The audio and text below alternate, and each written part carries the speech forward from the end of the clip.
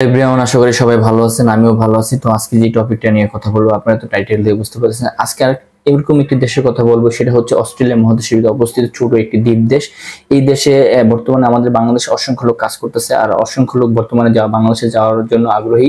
তো পুরোপুরি আমি এই ভিডিওর মাধ্যমে বলে দেবো কারা যেতে পারবেন আর কারা যেতে পারবেন না, আর বর্তমানে ওখানকার সুযোগ সুবিধা কিরকম, বাংলাদেশের কাজ করতেছে তারা কিরকম পাচ্ছে। তো পুরোপুরি এই ভিডিওর মাধ্যমে বিস্তারিত বলে দেবো। যাই হোক, ভিডিওটা শুরু করার আগে বলতে চাই, যারা এখন আমার ইউটিউব চ্যানেল সাবস্ক্রাইব করেন সাবস্ক্রাইব করে নেবেন। যারা ফেসবুক পেজ আমাকে এখনো ফলো করেন অবশ্যই ফলো করুন, আর যদি ভিডিওটা ভালো লাগে অবশ্যই একটা লাইক শেয়ার করতে ভুলবেন না।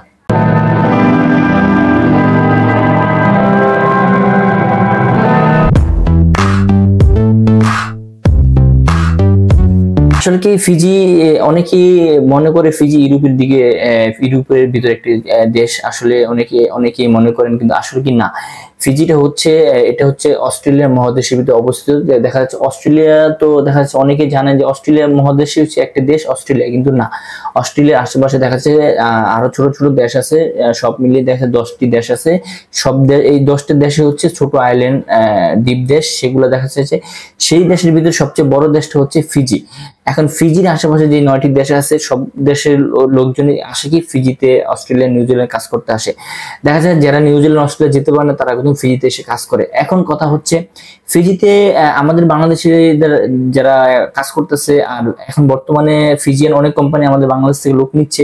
কেন নিচ্ছে এটা অনেকে আপনারা জানেন না, আমি আপনাদের আজকে বলে দিই কেন তারা আমাদের বাংলাদেশের লোকদের নিচ্ছে। এখন দেখা যাচ্ছে ফিজি দেশটা, অনেকেই আমরা দেখি ফিজি দেশটা ম্যাপে, গুগল ম্যাপে আমরা দেখি ফিজি দেশটা অনেকই ছোট, কিন্তু গুগল ম্যাপে আমরা দেখতে পারতেছি ফিজি দেশটা অনেক ছোট। কিন্তু আপনি যখন ফিজিতে যাবেন, যাওয়ার পরে আপনি দেখবেন শত শত জমিন পড়ে আছে ওখানে, কিন্তু দেখা যাচ্ছে কোনো একটা ঘর নাই, কোনো একটা মানুষ দেখা যাচ্ছে না। হ্যাঁ, দেখা যাচ্ছে কোথায়, যেখানে আপনি দেখেন বাসাবাড়ি, সেখানে তো বাসাবাড়ি অলরেডি হয়ে গেছে, সেখানে দেখা যাচ্ছে যে আপনার লোকজন দেখা যায়। আর যেখানে মার্কেট, তো মার্কেটে গেলে তো আপনি তখন লোকজন দেখতেই পারবেন। আসলে কি ফিজিতে আপনি প্রতিটা সেক্টর আলাদা, যেরকম যেখানে বাসাবাড়ি সেখানে বাসাবাড়ি, যেখানে ইন্ডাস্ট্রি এলাকা, যেখানে মার্কেট। যেমন আমাদের বাংলাদেশে আপনার মন চলো এখানে একটা দোকান দিয়ে দিলেন, একটা ফ্যাক্টরি দিয়ে দিলেন। ফিজিতে এরকম না। দেখা যাচ্ছে যে ইন্ডাস্ট্রিয়াল এরিয়া আলাদা, যেখানে মার্কেট এরিয়া আলাদা, আর দ্বিতীয় কথা হচ্ছে যেখানে বাসাবাড়ি সেখানে আলাদা। তো ওদের এখানেও গ্রাম আছে, শহর আছে। দেখা যাচ্ছে গ্রামের বাড়িঘর গুলো একটু মানে নরমাল হয়, আর দেখা যাচ্ছে যেগুলো ভিআইপি এরিয়ার ভিতরে দেখা যাচ্ছে বাড়িগুলো অনেক উন্নত। দেখা যাচ্ছে বেশিরভাগই বাড়িঘর যারা করে ডুপ্লেক্স বাড়ির মতন, যারা নিউজিল্যান্ড অস্ট্রেলিয়া যারা থাকেন, যাদের আত্মীয় স্বজন থাকেন, আপনারা তো দেখেন ইউরোপে দেখেন যে অনেক সুন্দর সুন্দর বাড়ি, সেম ওরকম ক্যাটাগরিতে তারা বাড়ি করে। এখন আমাদের বাংলাদেশিরা ওখানে কাজ করতেছে, কেন ফিজিয়ানরা আমাদের বাংলাদেশে নিচ্ছে এটা তো অনেকেই জানেন না, আমি আপনাদের বলে দিই। আসলে কি ফিজিতে যে ওদের দেশ যে অনুযায়ী, সেই অনুযায়ী ওদের জনসংখ্যা খুবই কম। দেখা যাচ্ছে বর্তমানে ওদের পুরো দেশটা জনসংখ্যা আছে 9,30,000, মানে যেগুলো ওদের মানে সরকারি তালিকায়। এখন এই 9,30,000-এর ভিতরে দেখা যাচ্ছে সবাই তো ধরেন সব কেউ বিজনেস করে, কেউ জব করে, কেউ দেখা যাচ্ছে যে নিজে অন্যান্য দেশে যে কাজ করে। এখন বেশিরভাগই ওদের দেখা যাচ্ছে যারা যেই লো কোয়ালিটি যে কাজগুলো আছে, দেখা যাচ্ছে যারা আপনার লেবার হিসেবে যারা কাজ করে ফিজিতে, দেখা যাচ্ছে যে আপনার কনস্ট্রাকশন সেক্টরে যারা কাজ করে, তারপর হচ্ছে দেখা যাচ্ছে সুপার শপে, দেখা যাচ্ছে যে কোনো ফ্যাক্টরিতে। আসলে কি ফিজিতে বেশিরভাগই কনস্ট্রাকশন সেক্টরে যারা কাজ করে, তারা কি করে, দেখা যাচ্ছে তারা তাদের নিজের দেশে থাকে না। কেন থাকে না? দেখা যাচ্ছে যে তাদের সেম কাজটাই যদি তারা দেখা যাচ্ছে নিউজিল্যান্ড অস্ট্রেলিয়া করে, সেক্ষেত্রে দেখা যাচ্ছে তারা 3 গুণ 4 গুণ পাচ্ছে পার ঘন্টা হিসাবে। এখন দেখা যাচ্ছে ফিজিতে যদি আপনি এই যে একজন কনস্ট্রাকশন সেক্টর লেবার হিসেবে যদি দেন, সেক্ষেত্রে দেখা যাচ্ছে আপনাকে পার ঘন্টা হিসেবে পে করবে তারা $5.5 ফিজিয়ান, এটা সর্বনিম্ন। এখন দেখা যাচ্ছে ফিজিয়ান যারা কাজ করে তাদের কিন্তু $5 দেওয়া হয়। এখন এটা অনেকে জানেন না, আমাদের থেকে ফিজিয়ানদের স্যালারি কম দেওয়া হয়, আমাদের একটু বেশি থাকে। কারণ দেখা যাচ্ছে আমরা দূর দেশ থেকে ফিজিতে যে কাজ করি, সেক্ষেত্রে আমাদের স্যালারিটা একটু বেশি হয়। এখন ফিজিয়ান যারা আছে তারা তাদের দেশে কাজ করতে চায় না। এখন তারা দেখা যায় তারা নিউজিল্যান্ড অস্ট্রেলিয়া চলে যায়, কিন্তু দেখা যাচ্ছে তারা সেই যেই কাজটা তারা ফিজিতে করতেছে, তারা সেম কাজটা নিউজিল্যান্ড যাচ্ছে, যাওয়ার পরে তারা দেখা যাচ্ছে 3 গুণ 4 গুণ ওখানে স্যালারি পাচ্ছে। তো সেই ক্ষেত্রে দেখা যাচ্ছে এইসব যেই আপনার যেই কাজগুলো আছে, কনস্ট্রাকশন সেক্টরে যে কাজগুলো, এই কাজের লোকগুলো কি করে, তারা ওই দেশে চলে যায়, কেউ নিউজিল্যান্ড চলে যায়, কেউ অস্ট্রেলিয়া চলে যায়। আবার দেখা যায় যারা যেতে পারে না তারা কি করে, তারা ওই দেশে কাজ করে, তাদের স্যালারিটা খুব কম হয়, তাদের ইনকাম আমাদের থেকে তাদের ইনকামটা অনেক কম। কিন্তু আমরা তো দেখা যাচ্ছে তাদের টাকা অনুযায়ী আমরা কনভার্ট করলে দেখা যায় আমাদের বাংলা টাকা অনেক হয়ে যায়, কিন্তু তারা যে তাদের দেশে কাজ করে সেক্ষেত্রে তাদের অনেক ইনকাম কম হয়। তারা সপ্তাহে যে স্যালারিটা পায় সেই টাকাটা দেখা যাচ্ছে তারা কি করে বাজার টাজার করে মানে পুরোপুরি খরচ হয়ে যায় তাদের পিছনে, যে টাকাটা সপ্তাহে স্যালারিটা পায়, কিন্তু তার সঞ্চয় করতে পারে না। সেই ক্ষেত্রে দেখা যাচ্ছে তারা কি করে, তারা ওই যে বললাম তারা ওই দেশে চলে যায়, ওই দেশে যাওয়ার পর দেখা যায় তাদের স্যালারিটা 3 গুণ 4 গুণ হয়।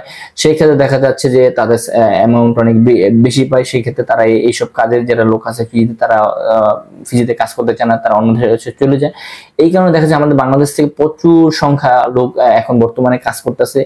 আর দ্বিতীয় কথা হচ্ছে ফিজিতে আগে কোনো বড় ধরনের কোনো বিল্ডিং ছিল না, এখন বর্তমানে আমাদের বাংলাদেশের যে বড় বড় ধরনের বিল্ডিং 5 তলা 10 তলা বিল্ডিং করতেছে।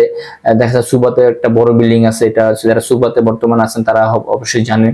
দেখা যাচ্ছে সামনে আর ভবিষ্যতে আরো কিছু বড় বড় বিল্ডিং হবে। আর দেখা যাচ্ছে ফিজিতে যে নান্দি ইন্টারন্যাশনাল এয়ারপোর্ট যেখানে অবস্থিত, সেখানে 2-3টা বড় বড় একটা হসপিটাল হচ্ছে, সেই হসপিটাল পুরো বিল্ডিংটা আমাদের বাংলাদেশিরা বানাইছে।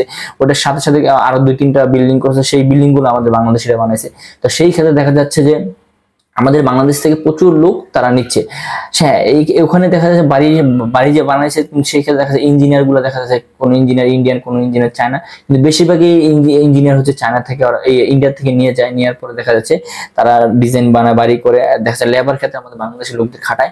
তো সেই ক্ষেত্রে এইসব কাজের ক্ষেত্রে অনেক চাহিদা, আমাদের বাংলাদেশ থেকে প্রচুর লোক এখনো বর্তমানে যাচ্ছে। আসলে কি ফিজিতে আমাদের বাংলাদেশ থেকে যেতে হলে অবশ্যই আপনার একটা স্কিল থাকতে হবে, যে কোনো ধরনের টেকনিশিয়াল কাজের যদি হাতের কাজ জানা থাকে সেই ক্ষেত্রে আপনারা ফ্রিতে যেতে পারবেন। এখন অনেকে আমাকে বলে যে ভাই আমি ফ্রিতে যাবো, আমাকে যে কোনো একটা ধরনের ভিসা করে দেন, এই ভিসা আমি যেতে চাই। আসলে কি না, ফিজিতে আপনি যদি কোনো ধরেন একটা টেকনিশিয়াল কাজ, ধরেন আপনি এই যে একজন রাজমিস্ত্রি, যদি আপনার রাজমিস্ত্রির কাজ জানেন সেই ক্ষেত্রে অবশ্যই আপনাকে কাজও জানতে হবে, প্লাস আপনাকে অবশ্যই ভাষাও জানতে হবে। যদি আপনি ইংলিশ না জানেন সেক্ষেত্রে আপনার অবশ্যই হিন্দি জানতে হবে, কিন্তু ইংলিশটা ওখানে সবচেয়ে মানে মেইন জিনিস, ভাষাটা ইংলিশটা। কিন্তু সচরাচর সবাই তো হিন্দিতে কথা বলে না, মেইন ভাষাটা হচ্ছে ইংলিশ। এখন দেখা যাচ্ছে আপনি ফিজিয়ানের সাথে যখন আপনি কাজ করতে যাবেন, অরিজিনাল যে ফিজিয়ান আছে তাদের সাথে যখন আপনি কাজ করতে যাবেন, তখন আপনার সাথে অবশ্যই ইংলিশে কথা বলতে হবে, তারা কোনো হিন্দিতে আপনাকে বলবে না। এখন যারা ইন্ডিয়ান বংশোদ্ভূত যারা আছে তারা আপনাকে হিন্দিতে বলবে, কিন্তু তারা যে হিন্দিটা বলে ইন্ডিয়ার হিন্দি, তাদের হিন্দি অনেকটাই ব্যতিক্রম। কিলিকা দেখা যাচ্ছে আমরা তো ভাবি যে ইন্ডিয়ান আমরা যে হিন্দিটা বলি ওই হিন্দিটা আমরা ওখানে যে বলতে পারবো, কিন্তু না, ওখানকার হিন্দিটাও হচ্ছে অন্যরকম ভাষাটা। এখন আমি সবাইকে বলবো যারাই ফিজি যাবেন অবশ্যই আপনি হিন্দির পাশাপাশি অবশ্যই ইংলিশটা শিখবেন, কেননা ওখানে আপনার মেইন ভাষাটাই হচ্ছে ইংলিশ। ইংলিশটা আপনাকে অবশ্যই শিখতে হবে, কেননা আপনি দেখা যাচ্ছে যে কোনো একটা অন্য দেশের একটা লোকের সাথে যদি আপনি কাজ করতে চান সেই ক্ষেত্রে আপনাকে ইংলিশে কথা বলতে হবে। যদি আপনি একটা সাইডে যদি কাজ করতে চান সেই ক্ষেত্রে দেখা যাচ্ছে একটা আপনার ফোরম্যান আছে, সেই ফোরম্যান আপনার সাথে ইংলিশে কথা বলবে, সেই ক্ষেত্রে আপনাকে অবশ্যই ইংলিশ শেখার দরকার। কারণ দেখা যাচ্ছে ওরা আপনার যেরকম আপনার কাজেরও দক্ষতা চায় প্লাস ভাষারও দক্ষতা চায়, তো সেই ক্ষেত্রে আপনারা যেতে পারবেন। এখন দেখা যাচ্ছে এই যে কনস্ট্রাকশন সেক্টর রিলেটিভ যে কাজগুলো আছে এই কাজগুলোর ভিসা আমাদের বাংলাদেশ থেকে হয়। এটার পাশাপাশি দেখা যাচ্ছে যারা গাড়ির লাইনে, গাড়ির বড় বাস ড্রাইভার, তারপর হচ্ছে ইঞ্জিন মেকানিক, ডিজেল মেকানিক, গিয়ারের যে কাজগুলো করা হয় গাড়ির, তো এইসব কাজের অনেক চাহিদা আছে ফিজিতে। যারা যাবেন, যারা হাতের কাজ জানেন যেতে পারেন, কেননা দেখা যাচ্ছে এইসব কাজে স্যালারিও ভালো। কেননা আমরা বাংলাদেশি, কিন্তু আমরা আমাদের ওদের অনুযায়ী, ওদের দেশের অনুযায়ী যে স্যালারিটা দেয় আমরা বাংলা টাকা কনভার্ট করে দেখা যায় আমাদের অনেক টাকা হয়ে যায়, সেই ক্ষেত্রে আমাদের জন্য বেনিফিট হয়। তো আসলে কি এইসব কাজে এটার পাশাপাশি দেখা যাচ্ছে আপনি যদি কোনো বড় ভালো পোস্টে যদি আপনি যেতে চান, দেখা যায় একটা কোম্পানি এইচআর হিসেবে নেয় অথবা কোনো সুপার শপের ম্যানেজার হিসেবে নেয়, তারপর সেলস ম্যানেজার হিসেবে যদি নেয় সেই ক্ষেত্রে তারা দক্ষতা চায়। কেন দেখা যাচ্ছে আপনি যে ওখানে একটা সেলসম্যান হিসেবে জব করবেন, আপনাকে একটা বিক্রি করতে হবে, সেই বিক্রি আপনার অভিজ্ঞতা থাকতে হবে, দেন আপনাকে হিন্দি ইংলিশ অবশ্যই জানতে হবে। কারণ একটা কাস্টমার যখন আসবে আপনার সাথে কখনোই হিন্দিতে কথা বলবে না, সে আপনার সাথে ইংলিশে কথা বলবে।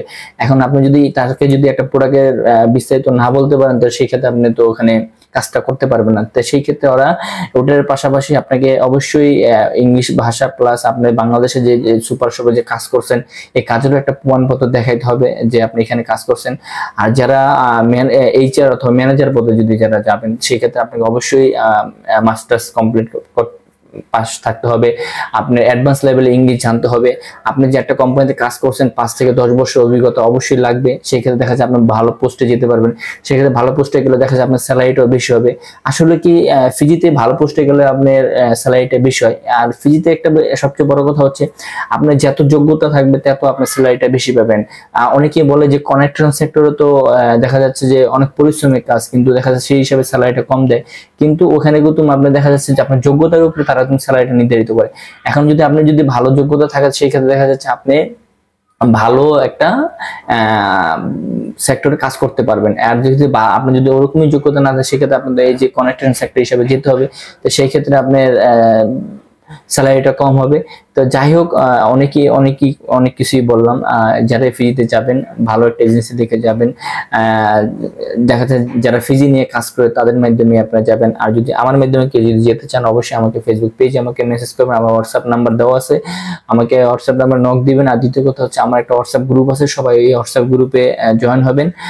দেখা যাচ্ছে অনেক সময় ফিজিয়ান অনেক কোম্পানি আছে আমাকে ডিমান্ড দেয়, যদি সবসময় ডিমান্ড যখন আমাকে দেয় তখন আমি অবশ্যই আপনাদের ওই গ্রুপে আমার ফেসবুক পেজ ইউটিউবে আমি আপডেট দিয়ে দিব সবসময়।